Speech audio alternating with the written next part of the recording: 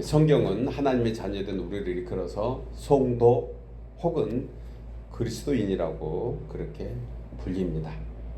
그런데 이 말은 바울과 바나바가 안디옥에서 사역할 때 저들을 보고서 붙여진 별명입니다. 주변 사람들이 저들의 모습 그리고 예수를 믿는 제자들을 보면서 또 성도들을 보면서 주변 사람들이 붙여준 그런 별명인 것입니다. 사도행전 11장에 보면 제자들이 안디옥에서 비로소 그리스도인이라 일컬음을 받게 되었더라. 아시는 대로 그리스도는 메시아 예수님을 얘기합니다. 즉 기름 부음을 받았다, 기름 부었다라는 뜻입니다. 그래서 그리스도인이라는 것은 예수를 믿는 주변 사람들이 하늘 아버지께서부터 기름 부음을 주신 성령 충만한 성령의 은혜가 있는, 그래서 주님을 닮아가는 그러한 사람들을 보면서 하는 말이 바로 그리스도인이라는 것입니다. 우리가 아는 대로 그리스도인은 주님과 연합된 사람입니다. 동행하고 있는 사람입니다.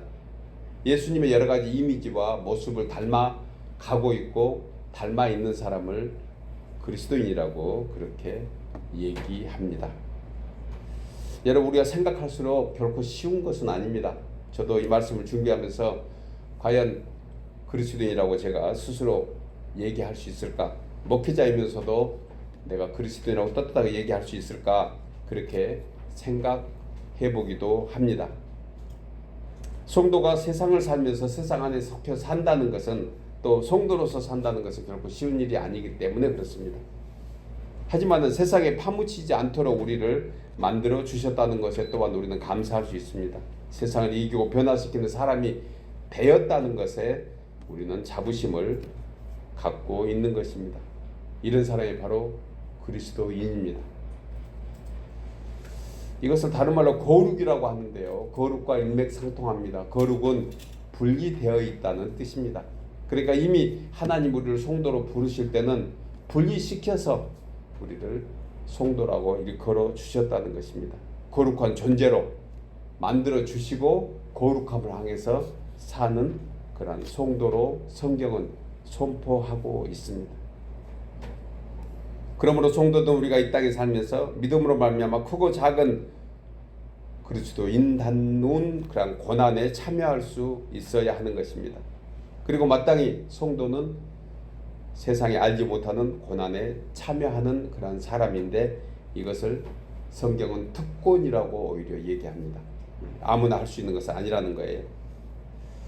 복음에 합당한 삶을 살면서 겪어낸 고난, 여러분 오늘도 그런 작은 고난 속에 이 자리까지 오신 줄 생각합니다.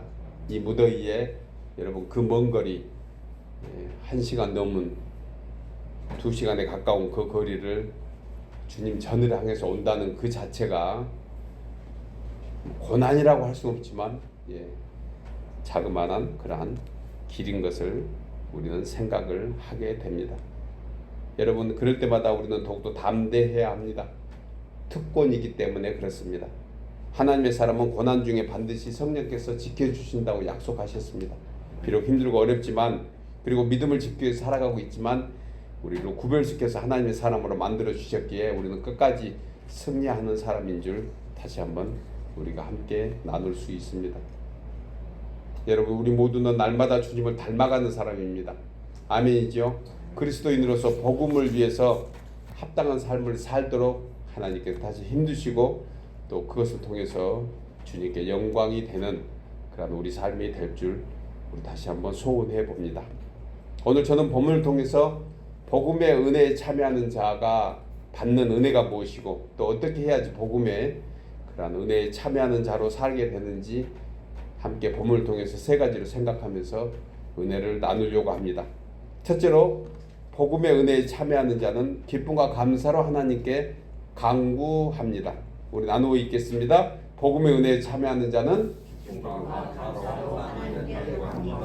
본문 3절 이하에서 사도 바울은 이 말씀을 대언해 줍니다.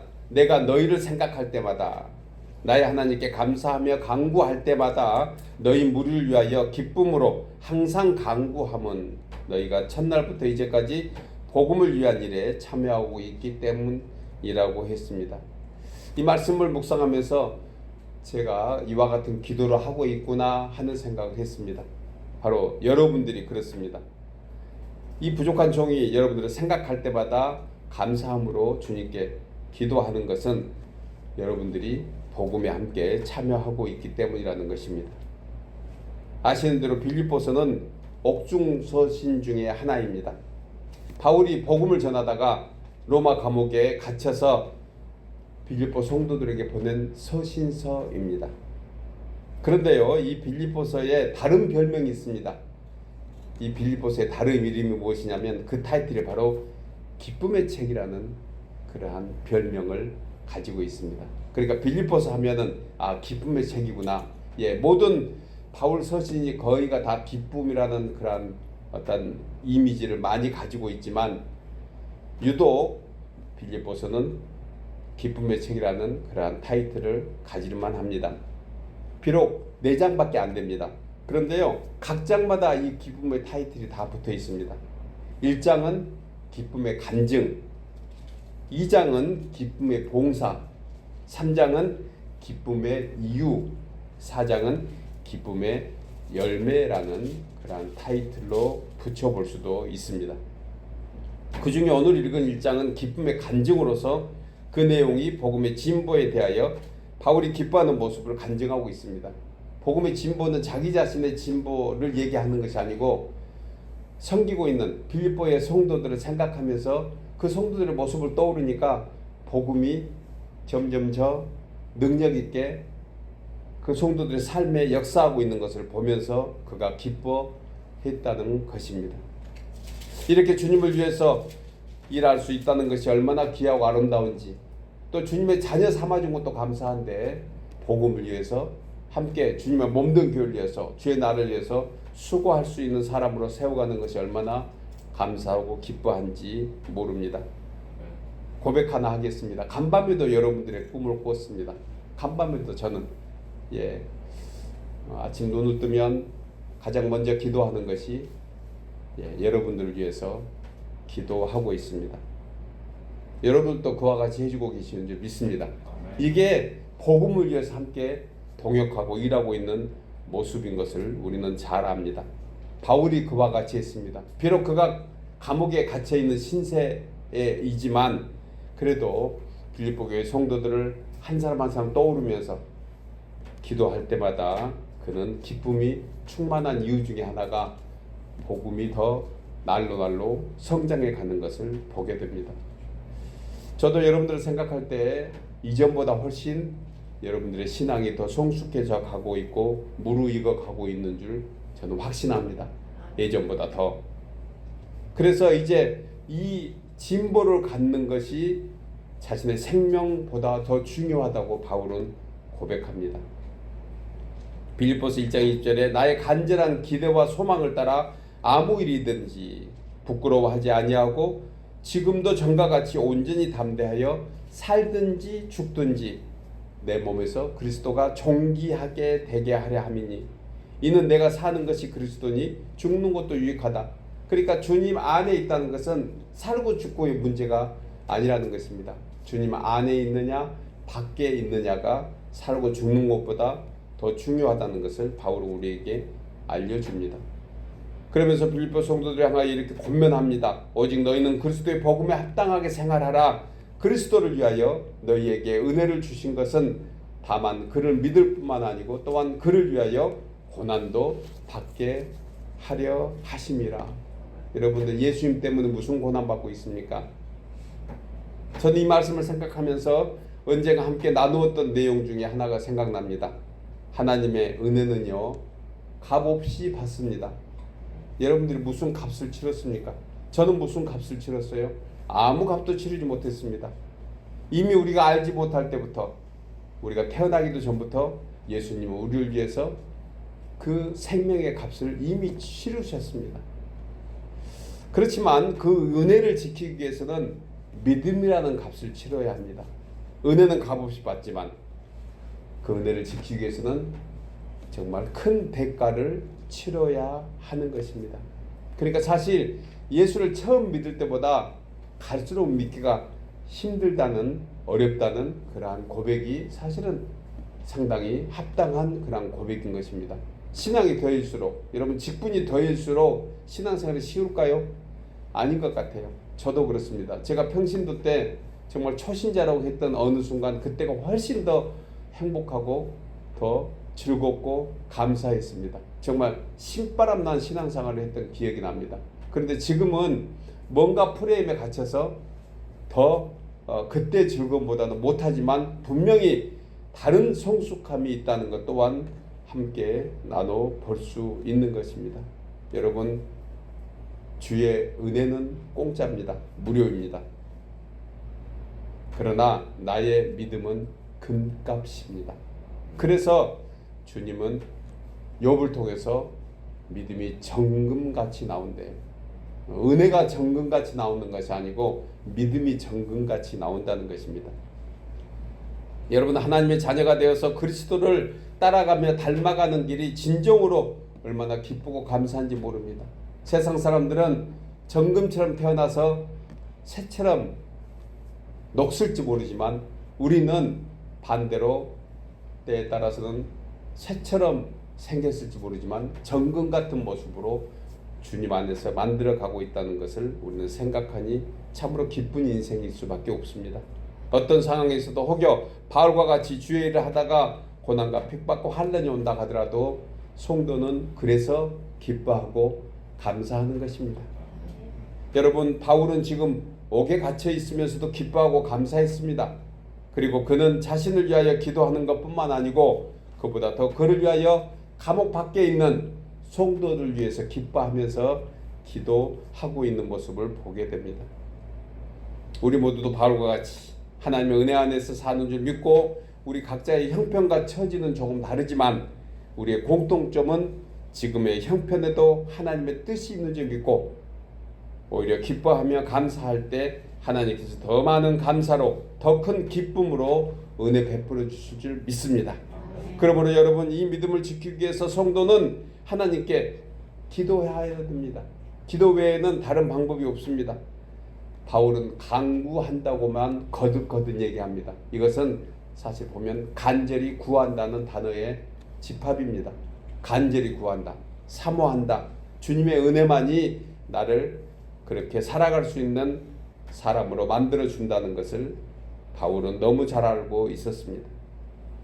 우리 힘으로 할 수 없기에, 우리 힘으로 감당할 수 없기에, 세상 사는 것이 너무 힘들고 때로는 버겁고 어렵기에 기도하는 것입니다. 기도하면 은혜가 풍성하신 하나님께서 우리의 간구에 응답해 주시고 감당하게 해 주실 줄 믿습니다. 여러분, 어려울 때마다 기도하라는 신호예요. 힘들 때마다 일이 잘 안 풀리고 내 생각대로 안 될 때는 기도하라는 뜻입니다.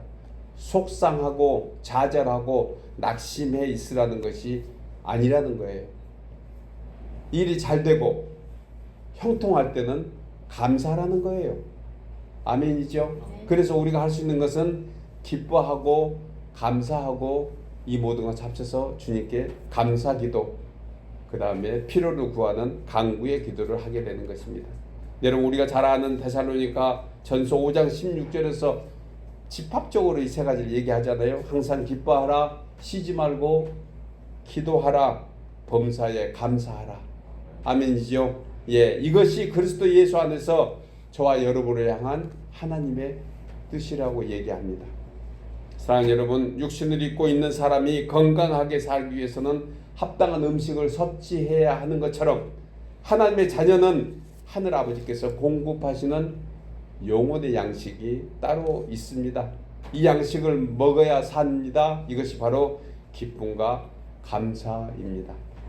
그래서 각자의 믿음의 분량대로 기쁨과 감사로 구할 때 하늘 아버지께서 우리의 구함을 예면하지 않으시고 더 풍성한 은혜로 우리에게 베풀어 주실 줄 믿습니다. 두 번째로, 복음의 은혜에 참여하는 자는 믿음으로 부활의 날까지 참여합니다. 나누어 읽겠습니다. 복음의 은혜에 참여하는 자는 믿음으로 부활의 날까지 참여합니다.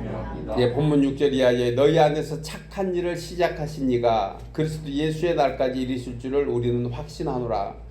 내가 너희 무리를 위하여 이와 같이 생각하는 것이 마땅하니 이는 너희가 내 마음에 있으며 나의 맹인과 복음을 변명함과 확정함에 너희가 다 나와 함께 은혜에 참여하는 자가 됨이라 라고 했습니다. 본문에서 말씀하신 착한 일, 착한 일, 이 착한 일은 윤리적으로 착하다는 그런 의미를 가지고 있는 것이 아닙니다.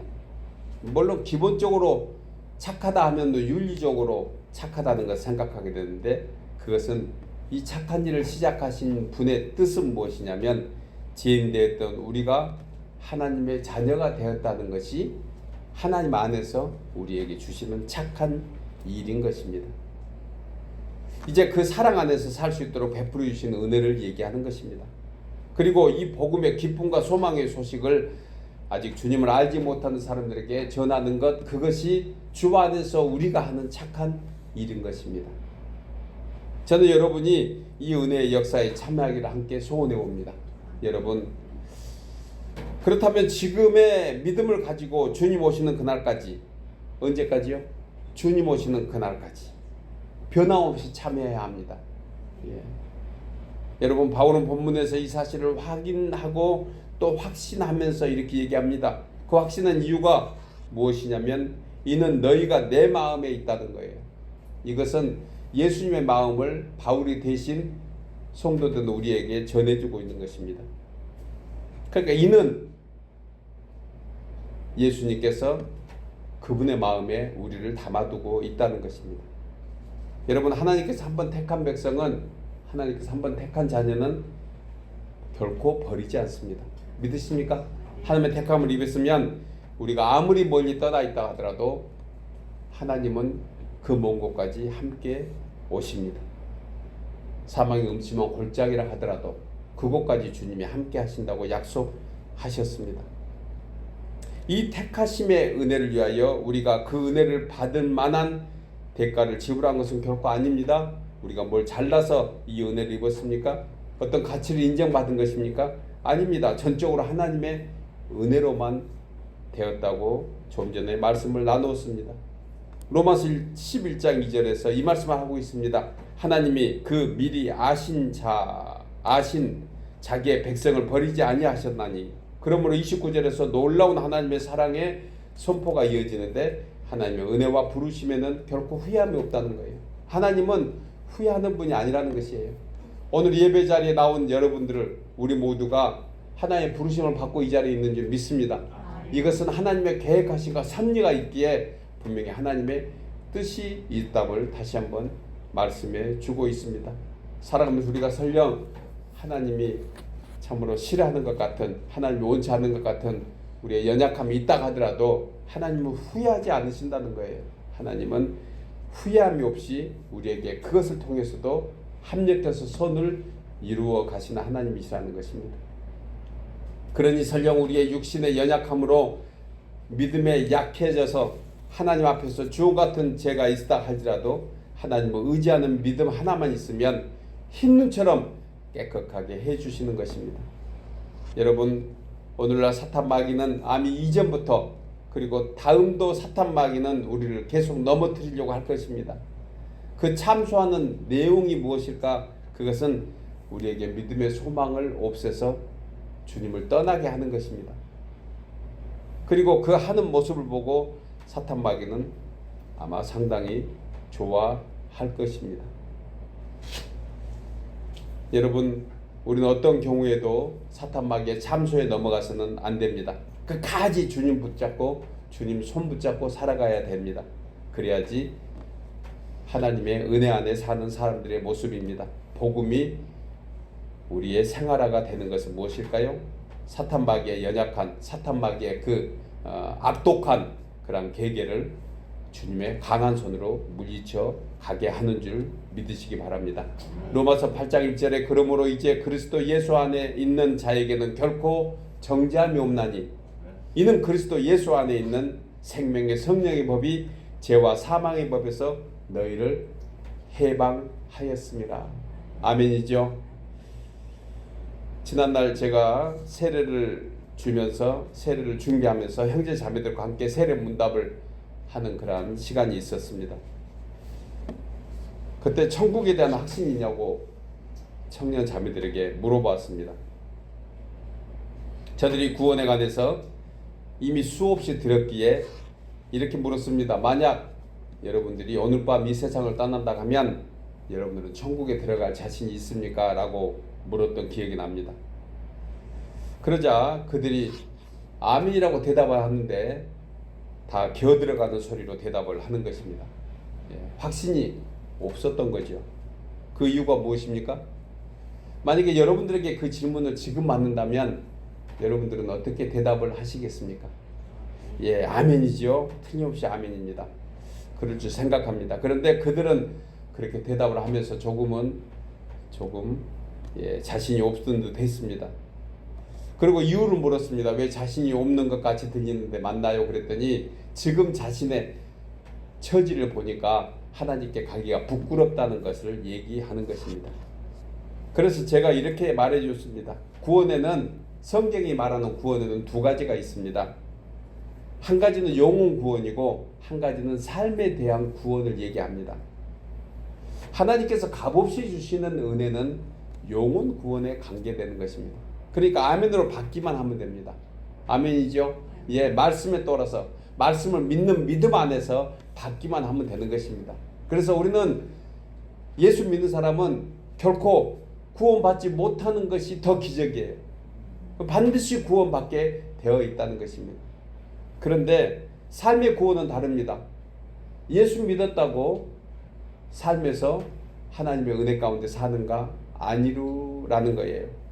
그래서 삶의 구원은 반드시 믿음이라는 값을 치러야 한다는 것입니다.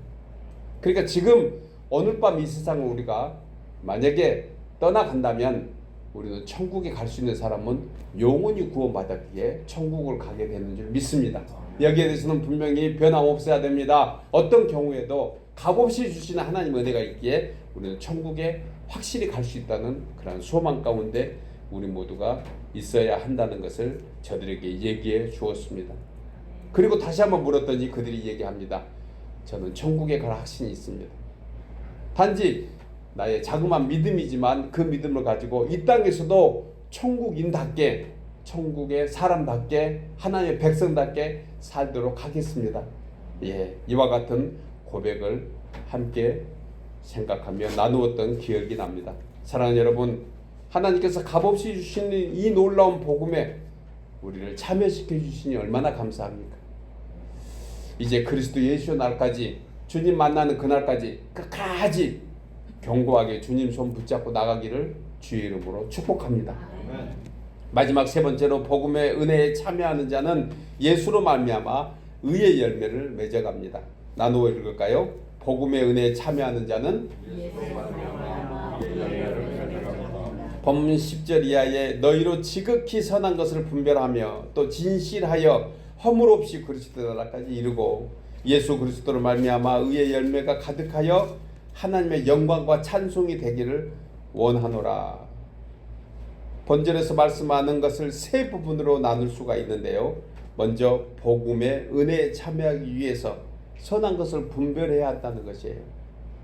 또한 진실하여 거룩한 주의 성도로 살아가며 주님이 기뻐하시는 의의 열매를 풍성히 맺게 되고 그리고 끝으로 하나님께 영광과 찬송이 돼야 된다는 것입니다. 그런데 여러분, 이 본절에서 위로가 되는 키워드가 있습니다. 이 본절의 키워드가 무엇일까요? 그것은 바로 예수 그리스도로 말미암는다는 것이에요. 예수 그리스도로 말미암는 것. 이건 정말 우리에게 정말 힘이 되는 귀한 은혜의 말씀인 것입니다. 이 은혜는 많은 의미를 담고 있는데요. 이 말씀 가운데 먼저 생각할 수 있는 것은 의의 열매를 맺되 예수님으로 말미암아 맺는 열매를 얘기하는 것입니다. 그 대표적인 열매에 관해서 바울은 갈라디아서 5장 16절에서 성령의 9가지 열매를 말씀해 주고 있다고 저는 함께 나누고 싶습니다. 여러분 잘 아시는 대로 성령의 열매 9가지로 크게 얘기합니다. 사랑과 희락과 화평과 어리참음과 자비와 양성과 충성과 온유와 절제입니다. 이것은요 세 개로 나누어서 우리가 생각해야 할 부분입니다. 앞선 세 개는 하나님에 대한 것, 뒤에 세 개는 사람에 대한 것, 그러니까 사회생활, 인간관계에서 맺어지는 열매, 그리고 끝으로 세 개는 자기 자신에게 맺어지는 그런 열매로 나눠 볼 수 있는 것입니다. 즉 사랑과 희락과 화평의 열매, 그리고 오래 참음과 자비와 양성의 열매, 끝으로 충성과 온유와 절제의 열매는 하나님에 대해서, 그리고 우리 살아가면서 우리 성도들과 가정과 사회 공동체에 대해서, 그리고 자신에 대한 열매로 나누어 보는 것입니다. 먼저 하나님을 생각하면서 맺는 열매, 그것이 사랑과 희락과 화평의 열매라고 했습니다. 여러분, 사랑이 성령의 열매 중에 으뜸인 것이 왜 그래요? 그것은 바로 하나님 자신이 사랑이기 때문에 그렇습니다. 하나님은 사랑이시라. 물론 이것이 사람에 대한 것, 자신에 대한 것, 이것을 굳이 구별할 필요는 없지만 의미 속에서 제가 이렇게 설명을 나누어 본 것입니다. 그래서 가장 잘 표현된 것이 하나님의 사랑이시라. 그러니까 우리는 하나님에 대해서 사랑의 열매를 맺는 것이 첫째가 되는 것입니다. 여러분, 성령의 열매로 맺는 사랑의 열매는 인간이 하나님의 아가페적인 사랑을 받아서 전적으로 하나님을 사랑하는 것을 얘기하는 것입니다. 그래서 성경은 하나님을 사랑하되 어떻게 사랑하라겠냐? 마음을 다하고 뜻을 다하고 힘을 다하고 성품을 다하고, 그리고 구약 성경에서는 거기까지 말씀하셨는데 모세오경에는, 신약에 와서는 예수님께서 한 가지를 더 붙였습니다. 목숨을 다하여 사랑하되. 오늘 제가 오늘 예배를 위해서 저에게 계속해서 마음에 감동된 말씀이 바로 이것입니다. 하나님, 제가 힘과 정성과 뜻과 성품을 다해서 정말 목숨을 다해서 그렇게 예배하기를 원합니다. 도와주세요. 그리고 우리 성도들이 한 주간 이 무더위 속에서 우리 장로님 기도하신 대로 펄펄 끓는데, 이번 주 내일 모레 화요일은 지금 예상으로는 99도, 제가 살고 있는 이 호시암 에리아가 그래요. 여러분들 지역은 더 더울 수도 있습니다. 이미 라스베가스는 100도가 넘어가지고 페인트를 칠해놓은 그런 부분들이 녹아내렸던 그런 뉴스도 봤습니다. 땅이 쩍쩍 갈라지고 산불은 아예 끌 생각도 못할 정도로 이런 지경에 이르고 있는 이 상황에서 여러분, 우리는 예배에 소홀해질 수 있겠다라는 생각을 조심스럽게 제가 해본 것입니다. 그러면서 목사인 너는, 성도인 너는 뜻과 정성과 힘을 다해서 예배에 참여하고 있냐, 그런 생각이 들어서 우리 성도들이 그와 같은 예배에 참여하면 좋겠다라는 생각을 하고 이른 아침에 그와 같은 기도를 했던 기억이 납니다. 여러분, 우리는 정말 하나님 앞에 예배하는 것이 하나님을 사랑하는 어떤 모습인 것이 있다는 것을 결코 잊지 마십시오. 두 번째로 희락입니다. 다른 표현으로는 기쁨이에요. 여러분, 예수를 믿는다는 것은 기쁨이 반드시 동반돼야 됩니다. 아멘이죠? 억지로 끌려가는 소처럼 아유 또 이렇게 오늘 예배 나가야 돼, 좀 쉬고 싶은데, 이런 것은 사실 하나님과 관계에서 온전한 예배로 나갈 수 없다는 것입니다. 여러분, 사람이 은혜를 받으면요 가장 나타나는 현상이 기쁨입니다. 영혼의 기쁨. 주위에 있는 환경은 변하지 않습니다. 어려운 일, 그 다음에 어떤 문제 속에 파묻혀 있는 그런 문제는 해결되지 않는데 왠지 그런 것들이 문제로 안 보이는 거예요. 이게 예수 믿는 맛 아니겠습니까? 이런 맛이 우리 모두에게 충만하기를 주의 이름으로 축복합니다. 그러니까 뭔가 맛깔나야 되잖아. 예수 믿는 맛이 있어야 되잖아요. 다른 사람과 달라야 되잖아요. 물어도 대답할 수 없는, 형용할 수 없는 뭔가가 있어야 되잖아요. 하지만은 분명히 즐겁단 말이에요. 문제는 그대로인데, 우리 자녀들에게도 어떤 관계에서 해결되지 않는 문제가 있고, 사업적으로도 어려운데 또 눈만 뜨면 바쁘게 일하는 그런 모습은 여전한데 왠지 기쁜 거예요. 반대로 예수 믿지 않으면 일이 안 되면 바로 짜증나는 거예요. 그런데 저희들은 일이 안 돼도 아멘일 줄 믿습니다. 힘들어도 어려워도 때로는 우리가 질병 속에 파묻혀 있다 하더라도 우리에게는 기쁨이 있는 것입니다. 왜요? 하나님이 우리의 아버지이시기 때문에 그렇다는 것이에요. 그래서 예수 믿으면서 나타나는 현상의 가장 큰 것이 기쁨입니다. 이것을 주님은 진리를 알지니 진리가 너희를 자유케 하리라. 구속받지 않으리라. 얽매이지 않으리라. 그런 것은 문제가 되지 않으리라 말씀하셨기 때문에 하나님과 관계에서의 열매는 기쁨의 열매인 것입니다. 예수 믿고 구원받으면 영혼의 기쁨이 차고 넘쳐야 정상입니다. 환경과 형편에 초월하면서 누리는 기쁨이 있어야 됩니다. 세상이 알지 못하는 기쁨, 그것이 우리의 배에서 생수처럼 넘쳐난다고 얘기하신 것이 바로 그 이유입니다. 성령의 열매는 일시적이고 또 뭔가 억지로 짜져서 만들어지는 기쁨이 아니고 아무 문제도 해결되지 않았는데 예수 믿는다는 이유 하나 때문에, 하나님이 우리 아버지 되고 계신다는 그 이유 하나 때문에 기쁨이 있다는 것, 이거 신기하지 않습니까?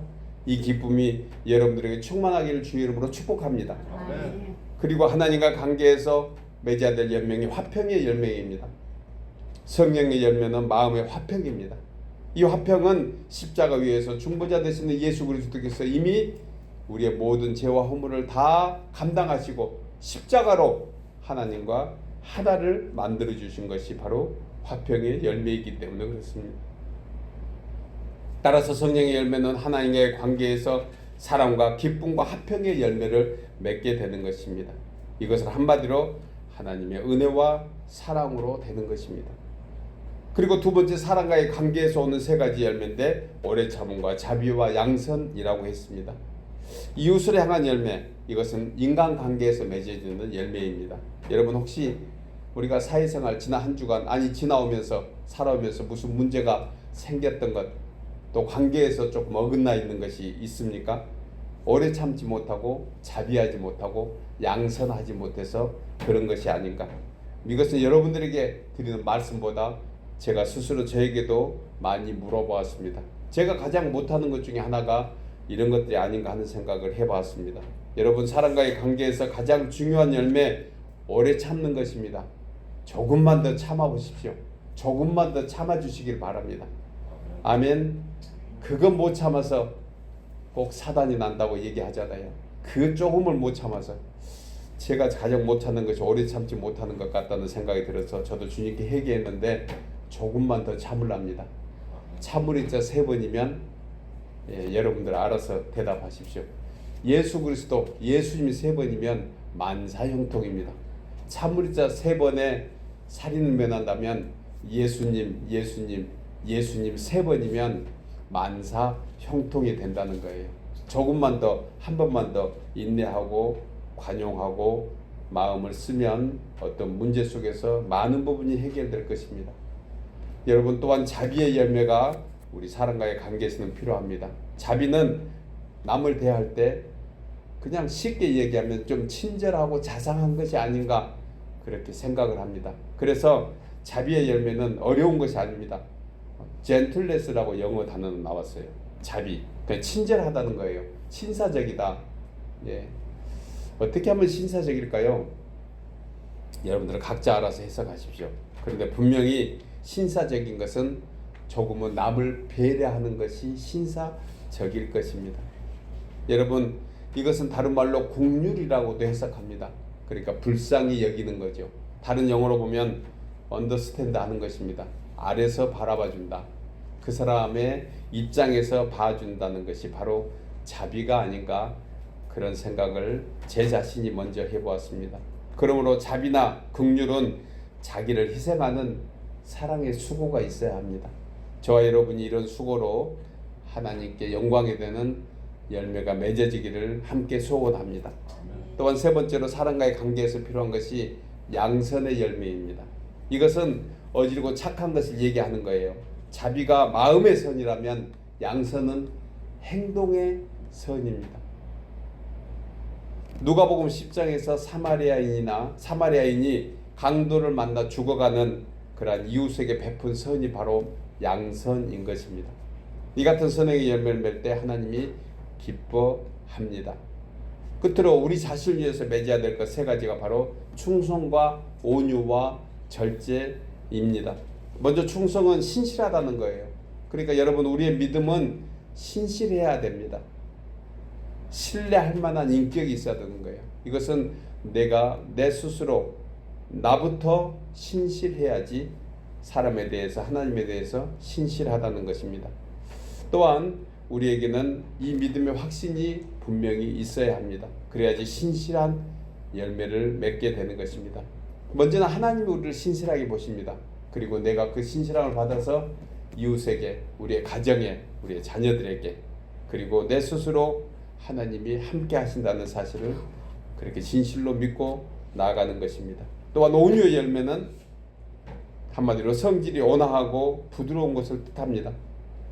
여러분, 온유는 예수님의 마음이고 우리가 갖춰야 될 신앙의 가장 귀한 덕목인 것입니다. 온유의 열매를 위해서 자기를 다스려야 된다고 성경은 얘기합니다. 이것이 바로 예수님의 마음이기 때문에 그렇습니다.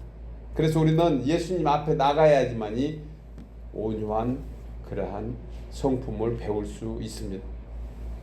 끝으로 절제인데요. 성령의 마지막 열매가 절제입니다. 처음에는 사랑으로 시작해서 마지막으로 맺을 수 있는 것이 절제인데, 여러분, 절제는 모든 것의 완성이라고 어떤 학자가 얘기해 준 것이 기억이 납니다. 그 뜻은 육신의 본능을 이겨내고 믿음으로 살아가는 것, 이것이 바로 절제의 능력입니다. 여러분, 우리가 이처럼 성령의 9가지 열매를 맺어간다는 것은 말처럼 결코 쉬운 것이 아닙니다. 하지만 오늘 본문에서 저는 아주 좋은 키워드를 함께 나눕니다. 예수 그리스도로 말미암아. 얼마나 힘이 되는지 몰라요. 이 포커스를 잊어버리고 9가지 열매를 우리 힘으로 내려고 하면 얼마나 어렵고 힘든지 모릅니다. 그런데 오늘 본문에서 예수 그리스도를 말미암아 할 수 있다. 그래서 예수님은 요한복음 15장에서 포도나무 비유를 통해서 예수로 말미암아 열매 맺는 삶을 우리에게 말씀하고 있습니다. 너희가 내 안에 거하고 내 말이 너희 안에 거하면 너희가 열매를 맺고 그것으로 하나님 아버지께 영광이 될 것이고 하나님께서 영광을 받으실 것입니다. 너희가 내 제자가 된다고 했습니다. 여러분, 예수 안에 붙어서 삽시다. 예수님 안에 우리가 붙어만 있으면 열매를 자연으로 맺게 되는 것입니다. 사랑하는 여러분, 성도들은 우리가 무엇으로 조금이나마 하나님의 영광을 위해서 살 수 있을까? 예수로 말미암아 사는 것입니다. 아멘이죠. 예수님 때문에 살아가고 예수님 때문에 기뻐하고 예수님 때문에 감사하고 예수님으로 말미암아 산다 하면 우리에게는 성령의 9가지 열매, 의의 열매를 맺어서 하나님께 영광이 되고 우리의 삶이 더욱더 풍성해질 줄 믿고 이와 같은 복음의 은혜에 참여하는 우리 모두 되기를 주의 이름으로 축복합니다.